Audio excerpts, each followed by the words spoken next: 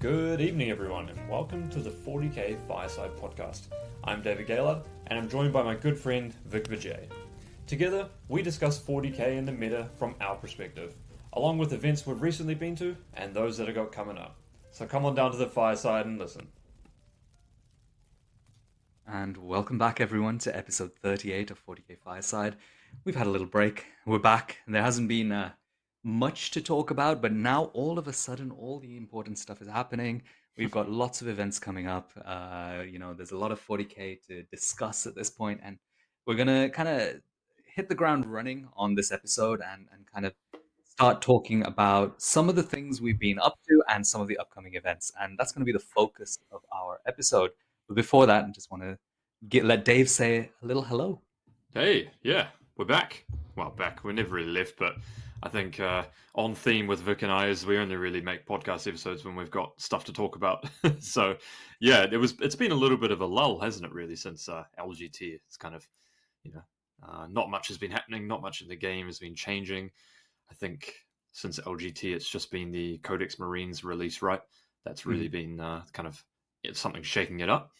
But I think there was a theme that people have discovered also is that there's a kind of undercurrent of strong armies that weren't present at LGT, perhaps, and that this kind of period between LGT and now, about a month, has really given people the chance to experiment with some armies that perhaps got a bit of a buff. And and they've actually really shone through, I think. I think the meta right now is looking pretty healthy, although I think we're all a little bit bored of playing against and with Eldari and Chaos Space Marines to some degree, although I think Eldari is the bigger offender of that, as I will confess I am playing.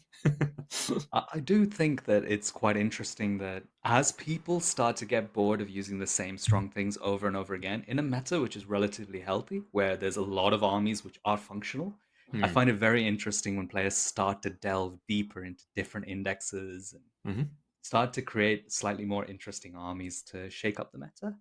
I think you're still right, though. I mean, if you think about what's the armies that you think are going to do the best at a tournament, it's still going to be CSM and Eldari, but there's probably some other stuff which I think people are enjoying using at the moment, myself included. I definitely want to talk about Sisters a little bit at this in this episode because I'm taking them to the Coventry Super-Major, and I'm really excited to kind of take them to a big event and see how my ideas actually come to play on the table. Yeah, and so I guess an agenda for this episode, we're going to be talking about a teams event that myself, Boris, Chris Radford, and Lewis Smith went to this weekend down in Cardiff.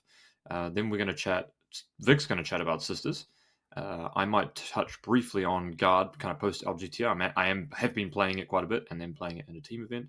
And then we will chat about Coventry tournament that we've got coming up as a kind of precursor, maybe, for what some people are going to take at the Warhammer World Champs, which is happening in the middle of November, which seems to be the kind of Olympics or pinnacle to some degree of singles Warhammer 40K. So everyone's been practicing for that a lot, myself included. So yeah, we got a lot of good stuff to cover.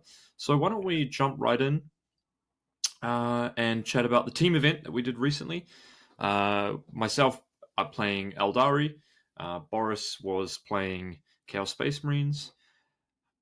Chris Radford was playing Marines with Death Company. He was playing Ironstorm, but the list submission was quite far ago, and I think the build now is more Gladius based.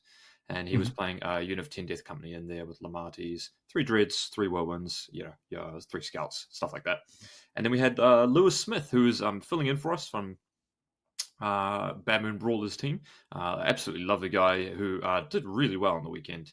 Playing Tau as well. So it was a 4-man team event, WTC terrain-ish to some degree, and had an absolute blast. I've got to say, we were driving down to Cardiff, and this was kind of an application for Team England for Chris and Boris. You have to, as a part of Team England applications, as I understand, you have to attend some events, and this was one of them. And so I said, yeah, I'll come and I'll help you guys out. And I've never been to Cardiff before, but if I'm being honest, it was quite far away in the middle of nowhere, and I was somewhat worried that it was going to be a bit grim. But it was lovely there, actually. We went to this store. Yeah, called Firestorm Wargaming, I think, potentially, in West Cardiff. This was the best 40K store I've actually been to be honest with you. it was like giant glass store, massive. They had magic, fantasy. They had a mezzanine floor where the tournament was held. So much stuff, tons of board games, and it was incredible. And You, you know, uh, Dave, sorry, Firestorm, interestingly, Mhm. is the first GT I ever won was at Firestorm in Cardiff. Hey, I love that place. That yeah. store is amazing. Yeah, and they actually had some sponsors for the event as well. I think Art of War sponsored the event. I think they had some sponsorships from paint suppliers and one of the bag provided as well. I think it was Carava or something. And we won overall. And before I get to that, uh, it was actually the first time I won a prize for a Warhammer tournament. I think. What do you mean? we actually won something of monetary value. It was Oh I yeah. felt almost bad. I was like, "Are you sure you guys want to provide us?" I think each of us, each from someone from our team, we got about 110 quid's worth of gear, or maybe even more or something. And 80 of that was store credit, and I bought board games and stuff to take home with my wife, and yeah, it was quite unusual. But look, I had a blast. It was awesome to see people sponsoring the event. The food there was great. The people there were so nice. Yeah, it was awesome. So that was kind of the venue. So it was really nice to play in that area. And the rounds, we actually played against I think it was a 5 round 4-man team event, and we played against the second, third, fifth, and seventh, and maybe 10th placing team, I think, in the event. So we Mhm. had, I think, the hardest run. And I think our closest round was against a team called Team Extinguish, because obviously we're called Team Ignite, which is kind of the Team England team with Manny Chima, Ed Watts, Will Whitaker, and Dan Whitaker, the Whitaker brothers. Really good players as well. And of course, I'm playing against Manny Chima in that round again, time and time again, as we joked, where I played Aldari versus Manny's World Eaters on Sweeping Engagement, Purge the Foe, Hidden Supplies. And really interesting game. Manny's list was like 90 Jackals, and then I think it's like 15 8-bound, like 5 units of 3 with Mhm. Exalted and non Exalted, and then Angron and Demon Prince for the 4+ aura. And man, that's a good teams list. I'm not gonna lie. It was pretty hard to chew through that. We had a dead draw, 98-98, Mm. right down to turn 5. Um, so yeah, that was the closest round we had. I think we got about 49 plays, 31 points there, WTC scoring, and yeah, then we played Matt Robertson's team after that as well. So yeah, went 5-0 there. Everyone had a blast.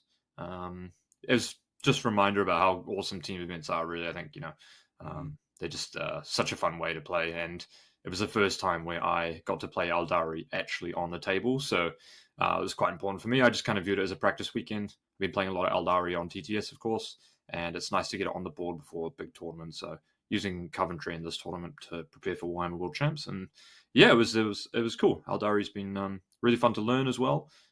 It's obviously powerful, but at the same time, I think there's a very big difference in player skill expression between kind of experts on it and just good players, for example. Yeah, it's kind of becoming a trend with every army, isn't it? That Mm, you know, there is definitely a complete difference when you play against someone who's skilled or practiced with an army. mm, Or, I had a big discussion on Facebook. I find this quite interesting, so I'm going to slot it in here. mm, And there was a podcast run by Mike Bolton, I think. Yeah, Mike. He is a lovely guy, and he runs a podcast called The Stoic Gamer. mm, And he did a 30-minute podcast talking about what makes a top player mm, and why do the same players always seem to be winning tournaments. mm, And I found it very interesting to listen to that because, I mean, his opinions don't exactly match mine. And I think that was the whole point of it to encourage discussion.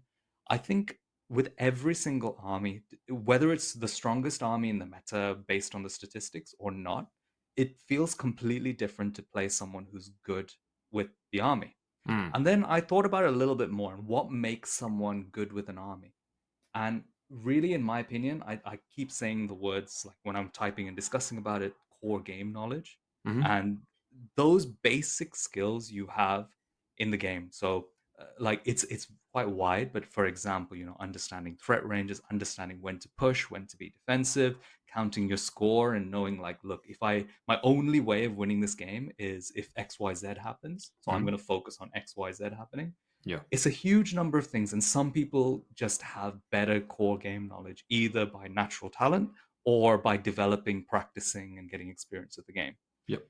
That core game knowledge, when it's at a very high level, makes any faction feel completely different when you play against that person with good core game knowledge. Yeah. And I think that's the key differentiating factor between people who win tournaments consistently.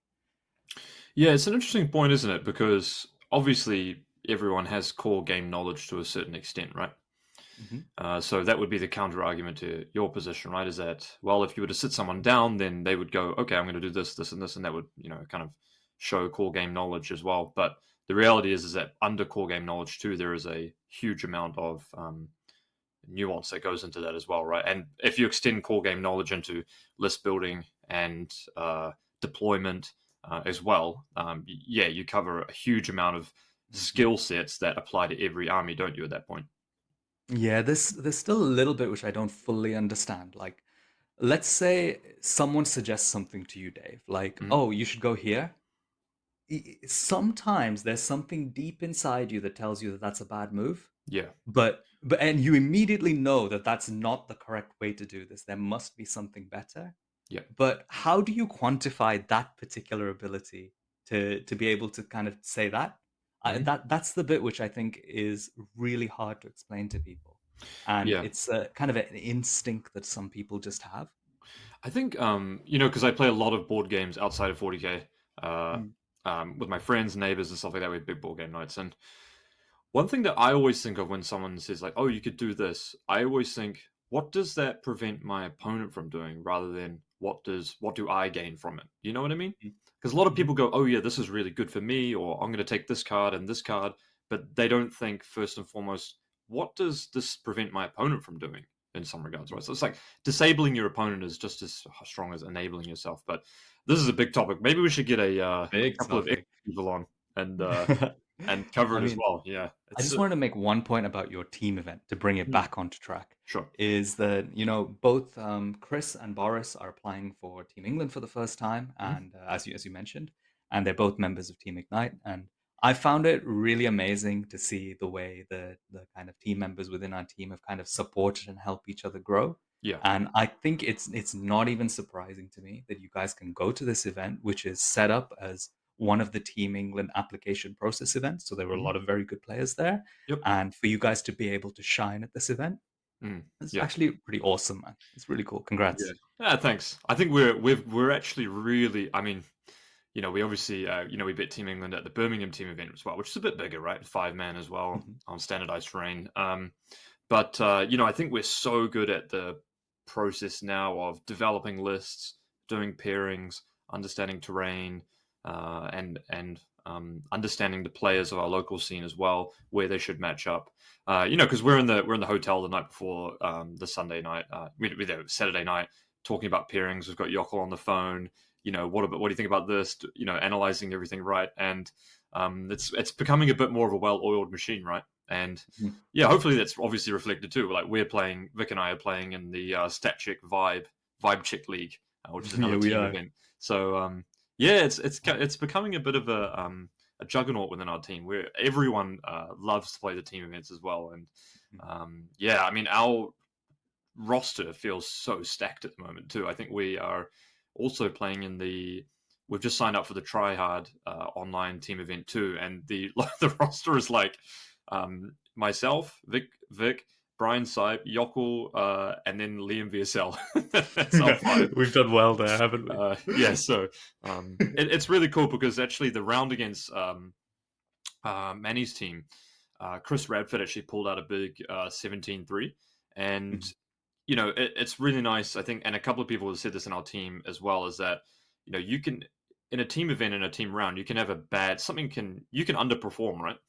mhm, And oftentimes, if you're the standout player in your team, then when you underperform, you feel like there's no chance that you're going to win the round. If you know what I'm saying.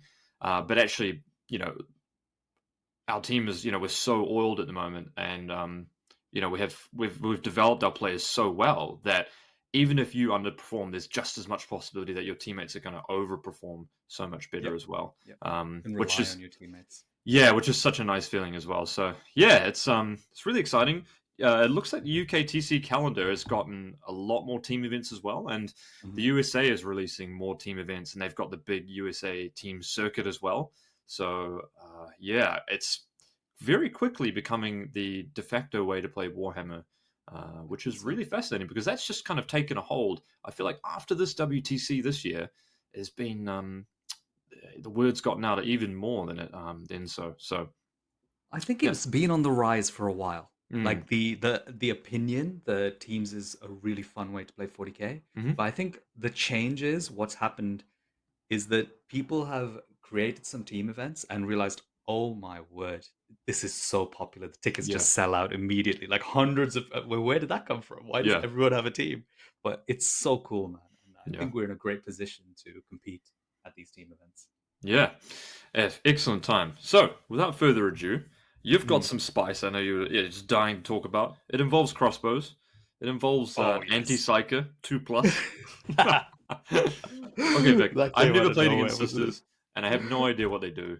What is the list? Are you going to talk about your list? I guess the list submission's already been. Oh, list's Yeah, alive list anyway. So submissions in. why don't you run through what you're taking to Coventry?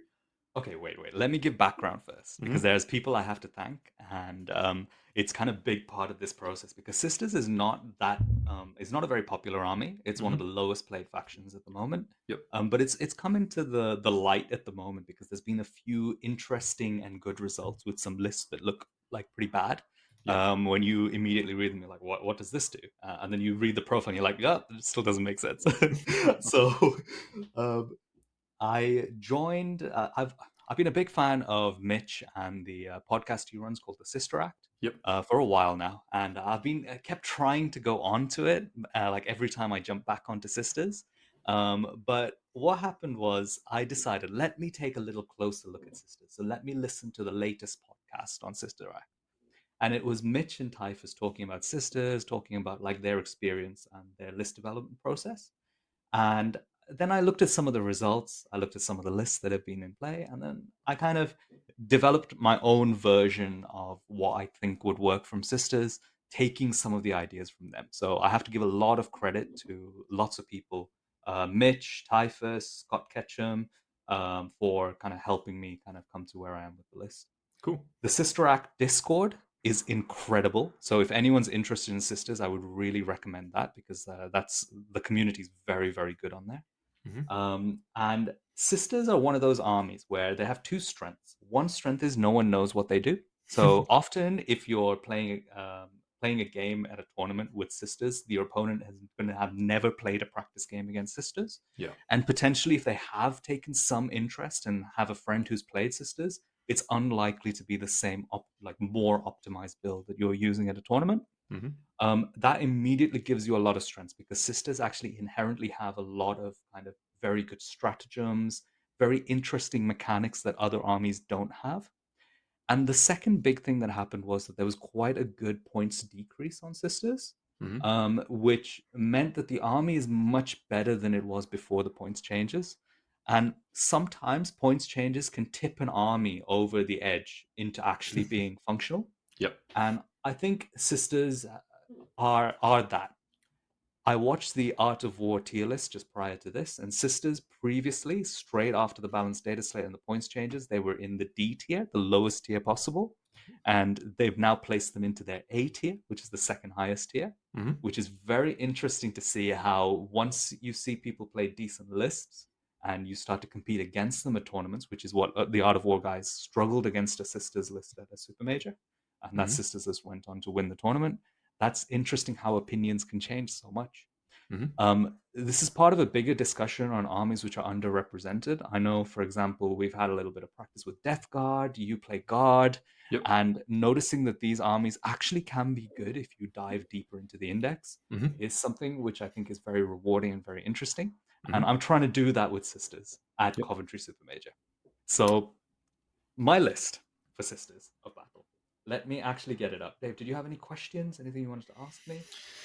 Yeah, I guess Is there one particular standout? Sorry, I'm asking this, but I obviously know the answer. But Yeah. yeah, is this one particular standout unit in Sisters that Oh, okay. might So begin with A and the interesting thing is that the sisters list that won the Super Major had Mhm. zero Arcoflagellants in it.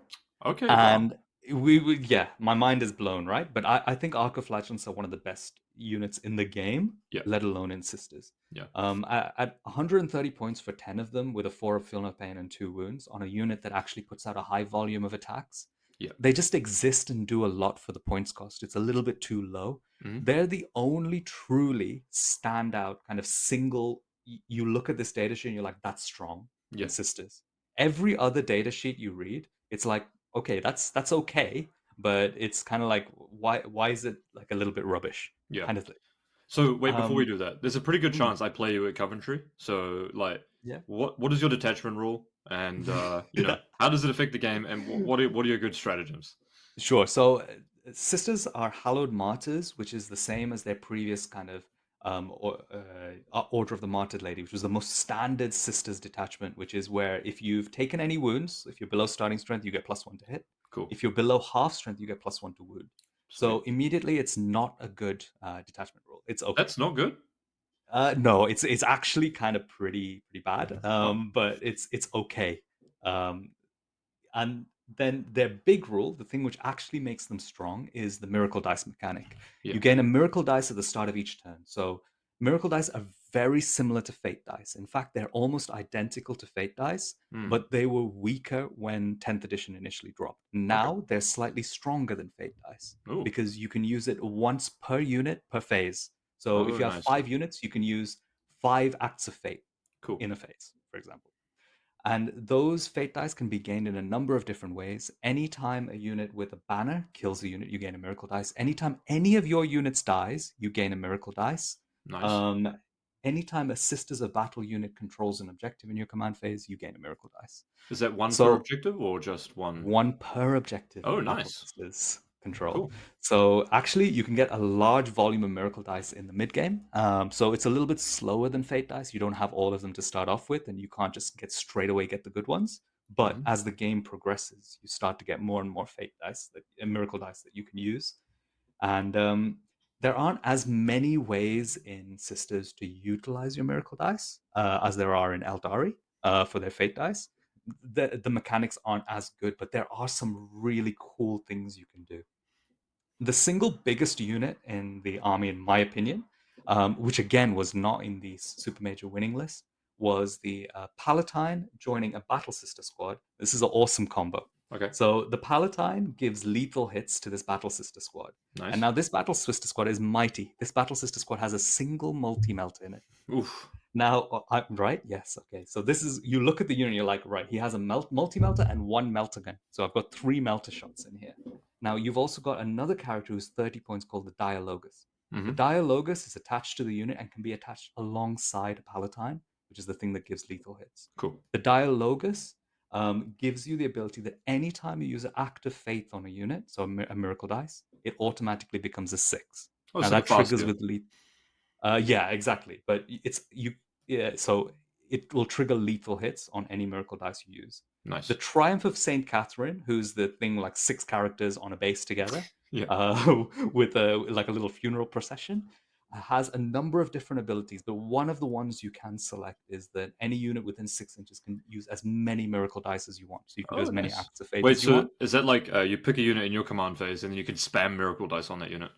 It's a 6-inch aura, Oh, so so it affects everything. yeah, everyone can use Wow, as many that's miracle sick. dice as they want. So you just So keep pumping all your crap dice and you get like lethal yeah. hits on all your melters and then So yeah, you use 3 rubbish dice and you get 3 melter hits. that's nice. Damn. And then so that this comes out of nowhere, right? These two Yeah. models suddenly 3 melter hits through, and then your opponent tries to save them. It's 8b4. Imagine they don't have a save or have a 6-up save. All Yeah. 3 of them go through. You pump 3 more miracle dice in, and that's 18 damage. You know, it's all of a sudden boom. Yeah, that's pretty And sick. So you can basically guarantee 3 hits, 3 sixes for damage for off 6 dice, which in the mid game on turn 3, like you've got a pretty good chance of getting, I'm assuming. yeah, and often you don't need to do 18 damage. You just need Yeah, to of do course. 12, for Yeah. example. Cool. So like those little things are awesome, and this is coming from relatively cheap units. Nice. The Battle Sister squad is also OC2. The Yeah. Palatine also hits like an absolute truck because it's got an enhancement that makes her weapon 3 damage. Anytime she Okay. successfully wounds, it's a mortal wound in addition. Remember, Sweet. the unit has Reaper lethal hits, Obliterates. so you can just throw as many miracle dice into that and she can hit all her attacks. Yeah. Do 5 mortal wounds plus 5 3 damage Yeah. AP2 saving throws needed. And then obviously sisters have some incredible stratagems. So the two main stratagems to watch out for is when you kill a character, they can get back up. You just sacrifice as many miracle dice as you want, and they get back up with that many wounds. Cool. And it's at the end of the phase, so you know Nice. all these awesome Phoenix gem things. Yeah. Sisters have them on any of their characters, which is brilliant. And then we have a really good anti-melee stratagem called Suffering and Sacrifice, where you pick a unit that is in engagement range of an enemy unit, and anything in engagement range of that unit has to fight that unit who's using the Suffering and Sacrifice stratagem. Right. So you just throw like 2 Crusaders into this big melee brick, and you charge them into the middle of it, and then you charge like your like whatever character you want to actually fight with, or you want to just hold the objective or something, and they just tag like the corner, Hmm. and then you do Suffering Sacrifice with your 2 little Crusaders that are 25 points, and the opponent's unit has to attack the Crusaders with everything, Nice. and Even the if unit they're is so if they're saved. not eligible to attack your Crusaders, they can't attack your other character. No, you have to like position extremely carefully because it's only the models in engagement range of your Crusaders who would be affected by that Oh, I stratagem. see. Yeah. Okay, I'm with you. But obviously, there's a huge number of applications for this Yeah. particular stratagem. But that's just one example. There are much more powerful ways of doing it. Let's not give it all away Hmm. at the moment. But imagine with those 10 Arcoflagellants kind of being able to fight without getting punched back, Yeah, that's hitting little cool. traps and corners, and the Crusaders kind of taking damage on one side, or a Yeah. character that gets back up taking the damage on one side. Nice. That's really Um, thematic, that one as well. yeah, it's I like so that. cool. So, yeah, I mean, sisters also have a straight up +1 to wound in combat that they can use on any unit, which Always good. does help with their output. Yep. But here's my list. So the list is has Saint Celestine, the Triumph of Saint Catherine, has the Palatine with the upgraded sword, and the Mhm. Dialogus. Those are the 4 main characters. Cool. I have 10 Battle Sisters and 10 Battle Sisters. Both of them Mhm. have a multi-melter, melter gun, and the mightiest weapon of all, the crossbow on each.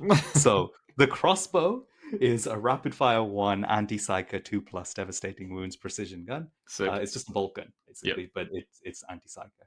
But So it's a really crossbow. Like, useful. that's the most It, important part. it is literally a crossbow. Sick. And then I've got 3 units of 10 Arcoflagellants, two Yeah. units of 2 Crusaders. This is just chaff. And then 1 unit of 5 Seraphim. Seraphim are great. They're like Shadow Specters. When they shoot, they can move 6 inches. Nice. I have 3 Exorcists, which is the indirect tank. Yep. It's a really good indirect platform actually in this particular meta, being Strength 10, AP -2, and D6 damage on Wow. D6 plus 2 shots with a heavy weapon is actually really good. That's super good. So I'm a big fan of the Exorcist. I know a lot of the Americans don't want to run as many Exorcists, but I'm just going flat out. I love the 3. You've got to make the most of it in this army and just throw them aggressively forward. They're a decent profile being T10. Yeah. So yeah, Exorcist. And then I have 2 Rhinos and an Immolator. The Immolator is cool. It's like the um, what's it called? The Votan Sagittar, where you pick one of your Battle Sister units and you can split it into 2 5s. Oh. So one of my Battle Sisters, like one of the 5s, can just be on the home objective, another one in the Immolator. And the Oh, that's Immolator cool. is like a Falcon, where if you shoot something, the unit inside your Immolator that's just disembarked gets reroll to wound against it. Cool. So it kind of gives So you that support function of being able to split a unit of 10 into 5 anyway, which is a nice kind of yeah, bonus. exactly. And now you've got 50-point Battle Sister squads with Yeah. the 5s, which And are you've which got are one great. with one of those squads has the two multi melters in it, two melters in it, I suppose, right? In the Yeah. transport, you get the fires as Exactly. well. So Okay, you cool. you have one squad that's backfilled and one squad that actually has stuff in it. Yeah, cool. And to go along with that splitting squad, I have a Canoness. Mhm. No one's running a Canoness, but I have a really cool converted Canoness, so I want to try her with a crossbow. And she's got the Brazier of Holy Fire, which is a one-use kind of flamer that's 2 damage. Oh, nice. So that Nice. synchronizes really well with the reroll to wound. Yeah, She gives her unit rerolls to hit, so that unit coming out of the Immolator rerolls hits and wounds. So it doesn't cool. really utilize the Miracle Dice combo of the other squad with the Palatine, but it kind of functions on its own with its own rerolls to hit and wound. Yeah, yeah. And then I have a Castigator, which is just the sisters kind of heavy weapons tank. It's like a Predator, but it's sisters. Hmm. And I think it is really good for 140 points. Okay, It's got an extremely good gun, which is D6 plus 3 shots, strength 10 minus 1, and flat 3 damage. It cool, rerolls to hit against monsters and vehicles, and it ignores cover base. cool. That's just a solid gun to go alongside 3 heavy bolters that it has, and all of the sisters' vehicles come with a hunter killer missile. So Yep. there's a good amount of anti-tank in the list. The hunter There's a killers good are good, amount of right? They really add up now that you get them for free. yeah. I'm not sure if it's a typo. Does everyone's hunter killers hit on twos? No, no, the guard ones, they hit on fours, mate. All of the sisters hunter killers hit on twos. Oh, that's I really nice. Yeah, I don't know why, but I don't know if it's a typo or a mistake, but it's literally across the board the hunter yeah, killers hit on twos, that's really good because which then is you can cool. use your miracle dice on the wound roll, right? If you really want to make Yeah, sure. yeah, you use. I mean, it's strength 14, so it's Wow, great. yeah, But yeah, absolutely.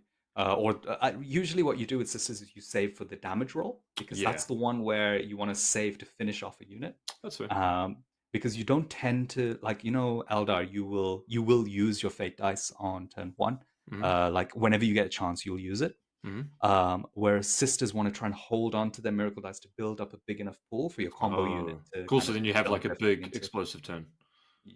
Nice, So that's all my sister's tech given away to our listeners. And nice. it's fine because sisters are awesome and I'm so excited to use this list. So, continuing on this educational point, obviously for the Mm. viewers, but more or less for me.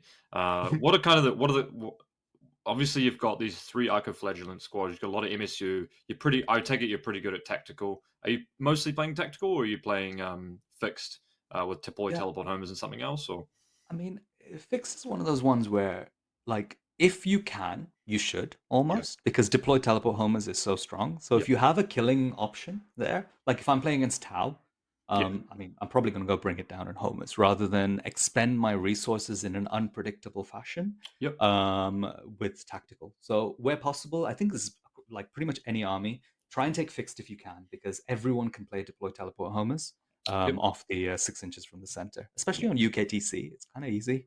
yeah, yeah. That's interesting. Yeah, yeah. So if your opponent gives it up, obviously, basically I guess on a side note, in list design currently, you should place emphasis on being able to do homers. And if your opponent gives anything up, basically take that, and your game plan should be homers plus what they give up. Assassinate. If you're playing against Chaos Space Marines, they have to use their big characters to damage you, etc., etc. Because it gives you a really consistent game plan. Yeah, So, so there's an interesting thing with my list actually. It's on 20 assassinate and 20 bring it down, oh, but 9 of the bring it down is an exorcist, okay, and the assassinate is like it's kind of cheap characters that you just can not attach and just hide yeah, in a corner. yeah. Um, Oh, that's so interesting. Yeah. it's interesting. So what are some of the obviously you said sisters they get kind of in that A tier, and I feel like a lot of the game is kind of one big A tier at the moment, right? It's Yeah. obviously that's not completely true, but it feels very level at the moment. What are some of your good matchups? What are some of your bad matchups for sisters? So I think it's really bad matchups and then the rest. Yeah, okay. And I think the bad matchups are primarily anything with 2-up armor saves. Now, I All right. say this, but I went to a tournament and I played against 25 Votan Hearthguard. Now, that is a nightmare because sisters are not very good at killing 2-up saves. The Arc of Flagellants will just be flailing away Yeah, they for have AP the whole zero on the game. Arco Flagellants, right? They do have AP Yeah. 0, but what I found is if you put 20 Arc of Flagellants into Hearthguard, in 3 turns, you will get them. You will kill a brick of Hearthguard. So I managed to kill all 25 Hearthguard with my army somehow, Yeah, just by careful use of like the grenade stratagem and yeah, putting my damage in the right places. You have to kind of put all your damage in to be able to get through 2-up saves. So I would say 2-up saves is a weakness. yep, That means armies like Grey Knights and Votan, and of course the mighty Wraithguard for yeah. Eldari are a problem. Hmm. Now, Eldari in general are a massive problem because the Wraith Guard are almost unplayable for this army. Okay. You just like there's a way that you can maybe deal with them. There's a few things, but everything relies on your opponent being rubbish. Yeah. So maybe I'll manage to beat Eldari, but I probably shouldn't. Hmm. Um, CSM is another problem because I think they're just sisters but better. almost. Okay. So they don't Like have a lot the of armies, indirect that maybe you have with the Exorcist platform, right?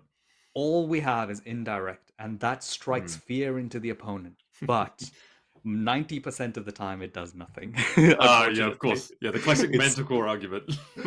it's one of those like where oh, this looks like a really good profile, and then you shoot it, and it does nothing. Do I want the to run two exorcists, but the third one is the one that always does all the damage. So the Yeah, first two let you down. yeah, So of course. What was I gonna say? Does the Exorcist get the heavy keyword? Does it hit on threes or is it on fours? it does. It Oh, has okay, the that's heavy nice. keyword, so Yeah, it's awesome, man. yeah, I love the nice. exorcist, Yeah, and they also look so cool. it's an interesting theme that any army that has a reasonably well priced indirect platform, oftentimes you see that players will just play three of that because the game at the moment allows you to shoot those platforms for 5 turns, more or less, right? Yeah, And that's right. it's very common that armies can do that. Whilst and then when you price them at being able to shoot 5 turns, it's very hard to look away from them, right? Isn't it? I mean, a lot of people would probably swap out two of my exorcists for Morven Vol and her three Paragon warsuits, Ugh. otherwise named as Nundums. I quite like that name. They look absolutely ridiculous, Yeah, but they they're do. also insanely cool. Yeah. And that unit is very much a hammer unit. It's probably the unit that does the most damage in Sisters. Okay. But I've decided to go for the triple exorcist because like you mentioned, the benefit of indirect fire is that you can combine 5 turns worth of damage, Yeah. not just a single turn worth of damage.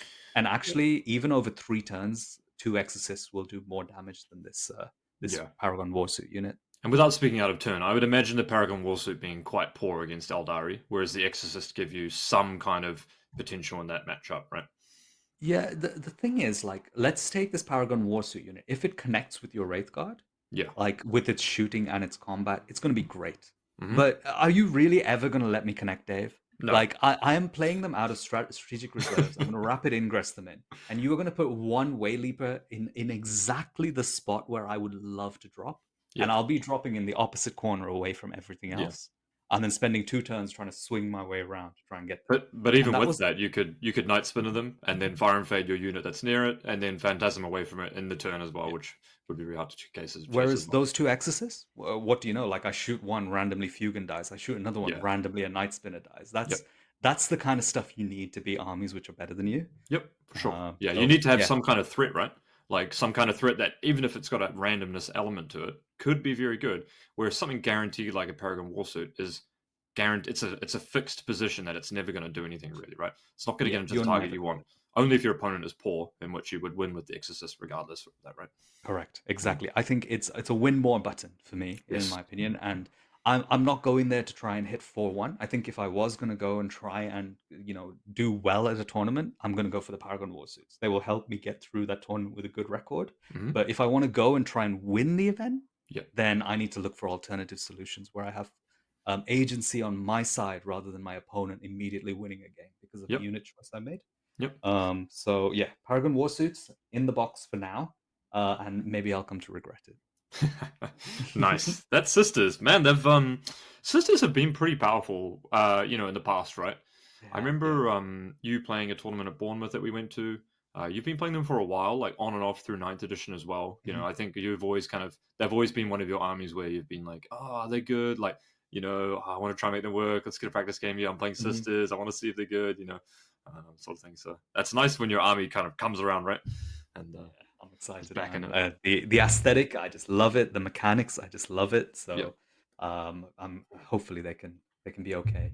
But you may not actually play against them because I think I can only do the 2-day tournament, and there's No. no more crossover now. You can't go through the 3-day and after day one switch over to the 2-day anymore. Ah. So yeah, we may never cross paths, Dave. Oh, thank But God. we will I'm strike sure you'd beat fear. me. We will strike fear into both tournaments in Coventry.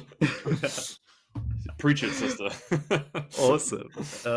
So what's our next topic, Dave? Yeah. How Maybe. about what's your Coventry plan? Your Coventry and Warhammer Worlds because they kind of Yeah. cross over, don't they? Yeah, yeah.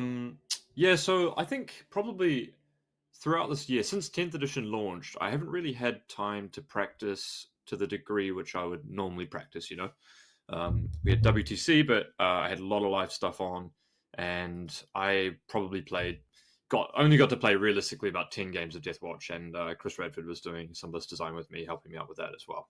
And then post that, I had a ton of live stuff on, and then we had LGT, and then I played guard there. And so this has actually been the first time in 10th edition where I've really had a chance to play, to pick an army, have a tournament in a month that I can prepare for a month and a half, and then practice leading up to that. So after LGT, I decided, hey, guard, as much as I love playing them, I'm not going to fly to Atlanta and not put my best foot forward, basically. So yeah, I sat down and looked at armies, and I thought, what's kind of army that I would like? What's perhaps one that could develop me as a player as well in learning? And obviously it's going to be strong, and it's got a lot of player expression, and it's got a large amount of depth to it. And I think Eldari kind of fit the bill on that one. I'll just go through my list. I'm basically playing the same one I played last weekend, the same one I played at Coventry, and I kind of locked in my list a week and a half ago or 2 weeks ago what I was going to play at World Champs, because I would rather just. There's so much to consider in the meta right now. You've got some Horde lists, you've got some. Then you've got a lot of Eldari mirrors potentially. You've got a lot of CSM probably, and I think everyone's probably at the moment. Today is like list submission for World Champs, so I think everyone's probably umming and ahhing at the moment around the last 100, 200 points in their list. How do you account for this? How do you account for that? And instead of doing that, I just thought, I'm going to play the list. I'm going to get as many reps in as possible. I think it's really good, really balanced, and that's what's going to just give me the most consistency. And then usually I practice on TTS, almost exclusive, like I said. So I wanted to play a list that I was going to play in real life as well, so I get some on-board practice with it. So the viewer is probably going to go to sleep now, but I'm playing Fuegan, Autark Wayleaper with the gem, and Mandablasters, Incarn, and then I'm playing Spirit Seer with Fate's Messenger, 10 Wraithguard, 3 Night Spinners, a unit of 5 Rangers, a unit of 5 Hawks, a unit of 5 Hawks, a unit of 5 Warp Spiders, a unit of 5 Warp Spiders. And that's basically just 2,000 on the nose. It's a 3 Night Spinner list that has 5 pieces of chaff to it, which I think is kind of the minimum you want to play, given CSM and what like that, and potentially needing to take tactical some games and stuff like that as well. So, yeah, it's been quite interesting. I've definitely, actually, over the last couple of weeks, I've been thinking a lot about what you said probably quite a while ago, which was thinking about how to win the game and dominating sections of the board. And that's definitely true with an army like Eldari for sure. You focus on carving out parts of the board, and your army is so fast that you can then split your opponent's army up and deal with stuff later, and then focus on one side of the board. Holding your primary is one of your most difficult issues, right? So doing that, making sure that's locked down in the early game, and then sweeping up and encircling your opponent's army in the later parts of the game. So yeah, it's been good. It's there's some elements I don't really like about it. You've got like Night Spinners are. It's a bit like this. It's a bit like the slot casino sometimes. You're like, oh, I think I dealt 8 mortal wounds once on the weekend, and it was just like, oh my god, I was just like, yeah, I'm sorry, man. Yeah, so there's that element of randomness to it, but at the same time, you've got Fate Dice, you've got consistency there as well. The Incarners are really fun. Wraithguard are really good to play, and it's the stock standard stuff you guys have probably heard time and time again. But that's what I've decided for World Champs. I don't know if it's the 100% right army to play, but it's what I've been practicing, and I think should be good to have fun and pilot. I think it's super strong, and I think we have a great benefit. I'm going to be honest. I think it's definitely in the top 2 strongest armies in the game. Like the particular archetype that you're using, in my opinion. And I think because we have a team of players with a lot of good Eldar players in there, I think we're really well positioned to play the mirror. Yeah. I went to a small GT, like 60, 70 people. And I'd say a fifth of the field, so kind of 20% of the field, was a copy of this Eldar list. Yeah. And it didn't win the tournament, but that's beside the point. It's more that this is going to be, you're in a position where people are going to be expecting your list, and also other people are going to be bringing your list. Hmm. And it's in situations like that where having power over the mirror is extremely strong. Yeah. So, come on, Team Ignite. You got this.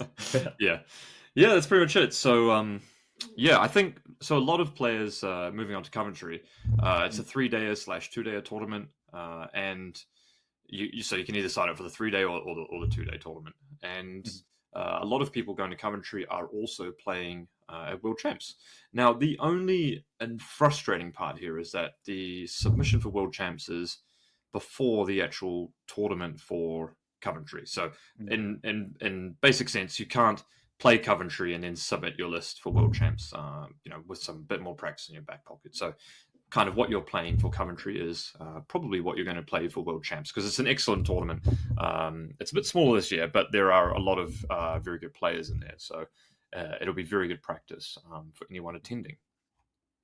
Now, given that, I thought maybe I would go through some people and what they're bringing. And let's maybe take a look at the meta as a whole, because this weekend a couple of things have jumped out at me, and one of these lists that kind of archetype that have jumped out at me is this list, which I think is a bit of a dark horse. It's called Black Templars. Now, Vic, can I interest you in about 140 marine bodies? I don't know. Is that any good? That's the list. That's what people are playing. Yeah. Haydar from Team Iceland, which is this list is right up his alley. It's literally, you could just guess that's his list. Yeah. Haydar is playing this, and Ed Watts played it at the tournament, and I think this list has kind of been going around doing the rounds. It is basically variance between 100 with characters and good buffing characters, and 140 at the very high end with no characters. And the strength of this list is that Black Templars get a 6+ Feel No Pain, and then some of their large squads get a 5+ Feel No Pain, and they also have a character usually which they take, which basically turns one of their Black Templar Crusader squads into an ultimate killing force, stacking a bunch of buffs on it. So Hydar's list is 1, 2, 3, 4, 5, 50 Assault Intercessor squads. I haven't seen that variant before, but yeah, okay, they're 160 points for 10. And then he's got 1, 2, 3, 4, 5 Primaris Crusader squads, which are the Black Templar kit ones. And he's got some Assault Intercessors with jump packs, and then some Infiltrators. And then, of course, for 55 points, Scout squads are probably the best data sheet in the game right now. I don't know how they're 55 points. That's a little bit interesting. And he's got the Librarian and Phobos armor, which I think in the meta right now is a pretty good pick. The untargetable outside of 12 Infiltrator squad against Night Spinners, maybe even against Sisters, but against Whirlwinds as well, is a good pick for the meta right now. So, yeah, that's kind of the list. It does cleanse and homers, is my understanding, and or variants of that do. And if you can't kill 140 marine bodies, then it's going to be very difficult for you to win the game. Okay, interesting. Yeah. And then who else have we got? Now, the CSM kind of lists have been doing the rounds, I guess. You know, what I feel like CSM's got a bit more build variance than Eldar at the moment. And I think it's always I interesting. really like Manny's list, actually. Yes, this is exactly Is that what the I was one you're gonna bring going up. for? Yes, of course. This is yes. fascinating. I think this is very innovative, to be Yeah, honest. so I think it's obviously not similar to what he played at LGT, but it's 3 Chaos Lords, 3 Dark Communes, 3 Legionnaires, 3 Rhinos, 3 Accursed Cultists, and 3 Chosen, and a Forge Fiend and a Nurgle. Now, this is basically Chaos Space Marines with 3 Accursed Cultist bricks inside it as well. So it's a bit more of the Horde option for CSM. It's got a bit more of a footprint, and for what you're sacrificing is basically you've only got 1 Forge Fiend, which is undivided, and then you've only got 1 unit of Nurglings, so you're not playing any Obliterators. And so you're basically just not playing any Obliterators, and your second Forge Fiend is out, and you haven't got an extra unit, or you haven't got like a 10-man brick of Chosen, for example, and your third unit of secondary units is Legionnaires, which are a slight downgrade. But the benefit of that is you get these Accursed Cultist bricks, which are with the commune, I think 22 models, something like that. Quite large. Yeah. And if you don't play Abaddon, you still get the 5-up invulnerable save. Correct. A lot to chew through. They also regrow, so they're not as vulnerable to Night Spinners as potentially people would think, because when you regrow, you get quite a lot of distance as well.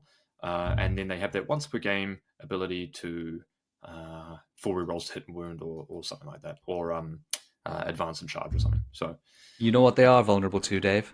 Arco Flash. Sisters. No, sisters bolt guns. Oh, The crossbow bolt gun, because it's a psycho unit. You can pick out that character, giving them a 5-up invuln. Boom. Get them a gun out of there. all right. Public service announcement: hide your spirit seers, hide your fast seers, get behind those walls, people. I'm coming for you. He's coming for us. And then, yeah, if we look down the list in terms of top armies, so that's Eldari. Well, we've covered Eldari, and that's Black Templars, and we've got Votann, which I think has been another popular one at the moment. It's been making the rounds. I think Votann are pretty good right now, to be honest with you. I agree. It's the 5 or 6 Sagittar list with 10 to 15 Hearthguard, 15 Berserks, which is what you should play. And then in addition to that, usually 3 units of Pioneers, a couple of Champions, and then, however varying amount of Thunderkin you want to play as well there. So I think they're really strong. And then we've seen a pretty large variance of Marine builds as well, which is nice to see, because I thought when Marines came out, it was just going to be all Iron Hands, 3 Whirlwinds, Dreadnoughts, and stuff like that. And it's been nice to see people tinkering with that faction and producing more with it. Harrison on just the Iron Storm usual Yes, thing. Alex Harrison has a bit of a weird list. Quadruple Impulsor. It's just a lot of vehicles. Yeah, Quadruple Impulsor, 3 Predator Destructors, 2 Whirlwinds, 2 Reapers, Gladiator Reapers. Oh my god, that's like 10 vehicles. Yeah. What even goes with the Impulsors? I'm a little unsure, but I would love to play against it with our Wraithguard though. And the other awesome one is our teammate Brian. Yes, with the T-Suns. Brian, going with the T-Suns. Played him last night. He beat me.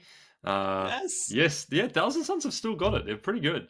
I think they suffer a little bit from, your tech choices are either really good or they're really bad in some matchups.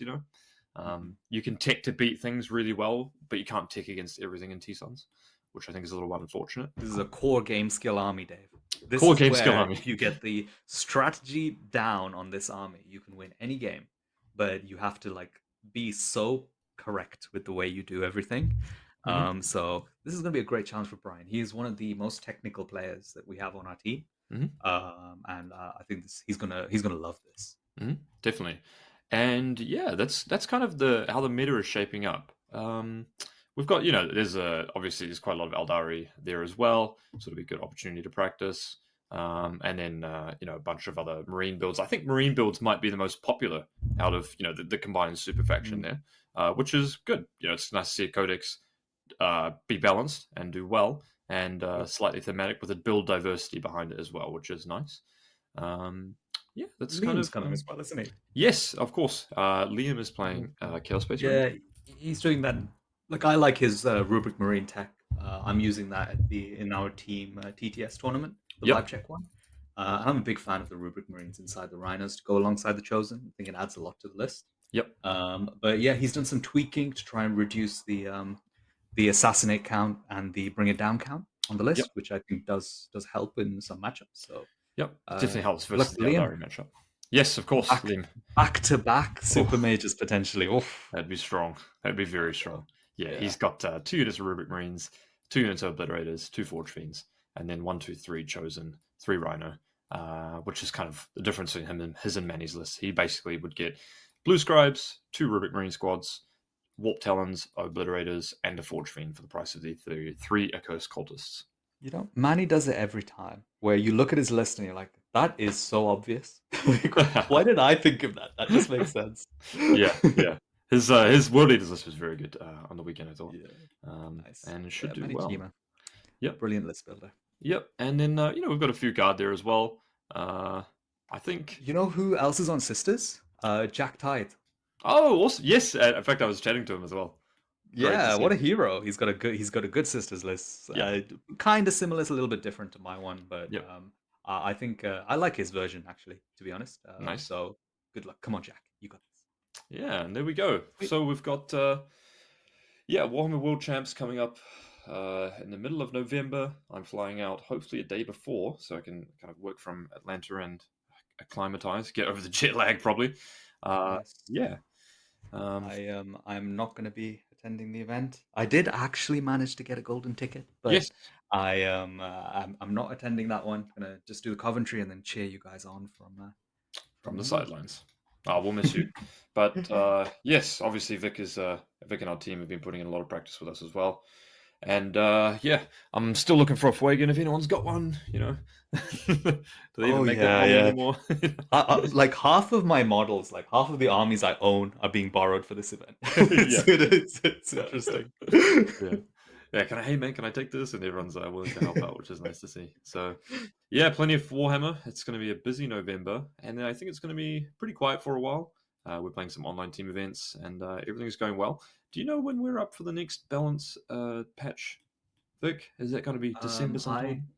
I November? actually so normally chapter approved is in December. Yep, But I actually think this is going to spill over into January I before we see. get a balance update. So Yeah. in the new year, Yep. that's kind of become the thing they did last year, where they waited till after Christmas, if Right. I remember correctly. Yeah, So that was with. that's what I'm expecting. Yep, and that was with LVO. So hopefully there's not a. Uh, hopefully the lessons are learned from last year, where there is not a whole lot of leaks and whatever, and people knowing, and then LVO being on the horizon for the end of ITC and whatnot like that. It'd be nice if they avoided that this year. Yeah, And we'll see. then, yeah, then we've got a couple of codexes coming up, two that I'm looking forward to. I think we've got Necrons and Admech are the next two. So Oof. that'll be good. I own both those armies and I've been really enjoying them. I haven't played Admech. Man, I haven't put that on the table for a long time. So Mhm. it'd be nice to see them get a little bit of a bump, get some better detachments maybe, and yeah. Nice. There we go. I think next time we catch it, we'll probably be interviewing Liam again for his Coventry win. So yeah, so Fantastic. thanks for listening, guys. It's been a little bit, but not a lot's been happening. So every time we try and record an episode, it's to actually provide some information, not just fill the Mhm. air. So we'll catch you next time at the Fireside. Episode Yeah, 50 is just 11 episodes away now, so that's exciting. not far And off, man. we'll try and do some coverage, maybe at Coventry and maybe at World Champs as well. That'd be nice. Yep, and make sure you ask us any questions, leave messages, comments, and stuff, and subscribe to us on whatever platform you have been listening on. And Okay. as always, we will see you next time by the fireside. Thank you for listening to the 40K Fireside podcast. Vic and I hope you've enjoyed listening, and we greatly appreciate any feedback that you can provide after the show.